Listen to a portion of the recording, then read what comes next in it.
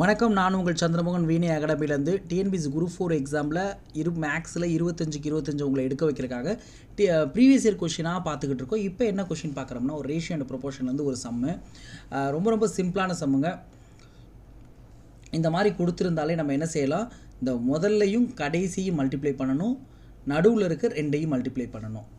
அதாவது X into 8 8 x equal to 24 into 3 என்ன வரும், 24 இன்ட்டு 3 அப்படின்னு போட்டுக்கணும். இப்போ எக்ஸோட வேல்யூ தானே கண்டுபிடிக்கணும். எக்ஸை மட்டும் வச்சுக்கிட்டு 8 இங்கிட்டு கொண்டு போயிடலாமா.